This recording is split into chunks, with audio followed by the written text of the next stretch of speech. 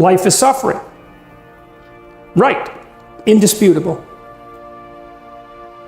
What do you do about that? You voluntarily accept it and then strive to overcome the suffering that's a consequence of that. And you do that for you, and you do that in a way that makes it better for other people. And then that works. And one question might be, well, how well does it work? And the answer is, the only way that you can find out is by trying it. That's it. That's the existential element of it. The proof is to be derived by the incarnation of the attitude in your own life. No one can tell you how it will work for you. It's the thing that your destiny is to discover that. And you have to make the decisions to begin with. It's like, because you can't do this without commitment. You have to commit to it first. That's the act of faith that Kierkegaard was so insistent upon.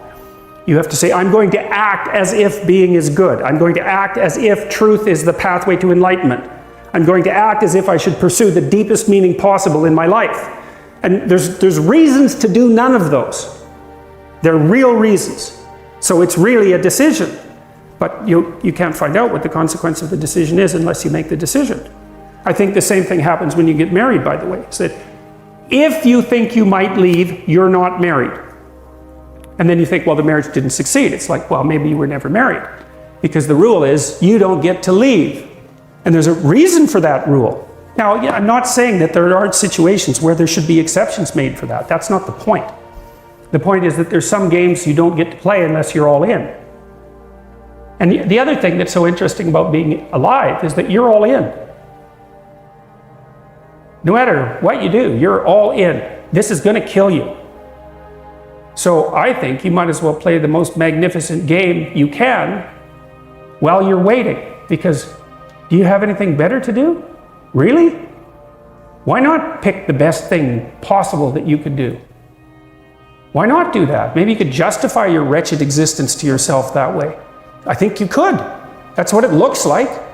You know, people find such meaning in the responsibilities they adopt, it stops making them ask questions about what life is for. If you have a newborn child, for example, like unless you're really in a bad way, psychotically depressed, or maybe your personality really needs some retooling, you stop thinking about anything but ensuring that that baby is doing well.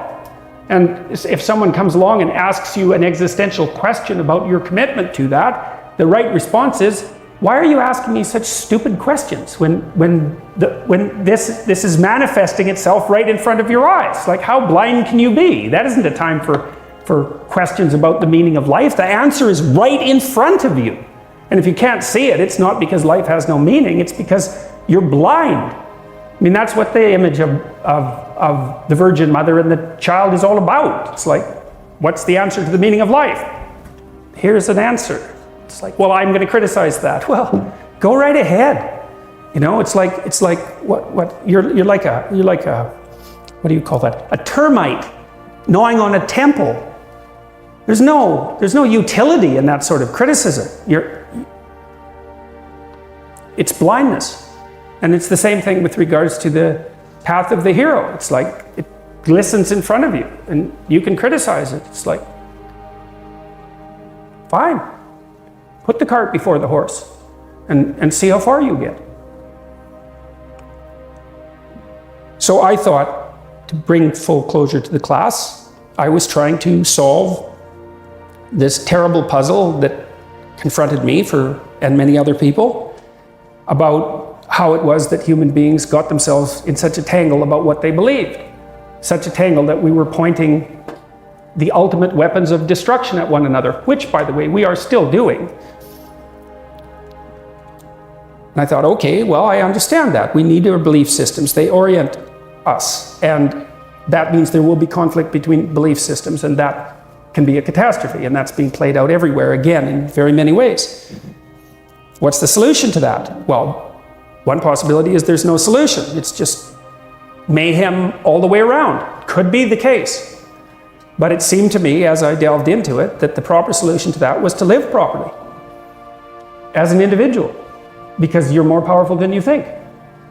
Way more powerful than you think. I mean, God only knows what you are in the final analysis.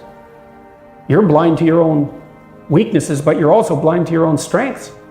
And so then I think, well, if you got your act together, it'd be better for you, and instantly it would be better for your family, assuming they wanted you to get your act together, and not everyone does, and then it would be better for the community. It's like, how far could you take that? If you stopped wasting time, and if you stopped lying, and if you oriented yourself to the highest possible good that you could conceive of, and you committed to that, how much good could you do?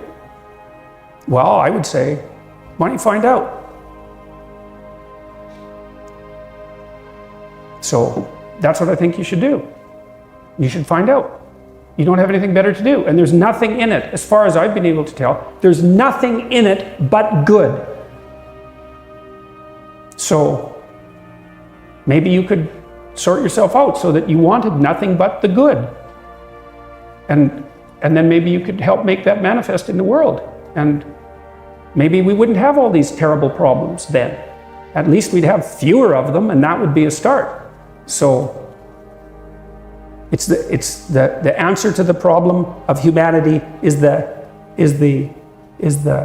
integrity of the individual. That's the answer. So, and states that are predicated on that realization are healthy. So, and states that aren't are doomed to stagnation and catastrophic collapse. And personalities that are predicated on self-tyranny and the tyranny of others are doomed to collapse. So, and then you think, well, what's the barrier? And the barrier is, are you willing to accept the responsibility? And part of the answer to that is, reduce the damn responsibility until it's tolerable. You don't have to fix everything at once. You could just start by fixing the things that you could fix. Or you could even do it more. You could do it with even less self-sacrifice. You could start by fixing only the things that you want to fix. God, you can get a massive way that way. So do it. See what happens. That's what you should have been taught in university right from the beginning. It's like, aim at the highest good. Tool yourself into something that can attain it. And go out there and manifest it in the world. And everything that comes your way will be a blessing. And so all you have to do is give up your resentment and your hatred. I know that's a hard thing to give up because you have plenty of reason for it. That's probably a good place to stop. So it was a pleasure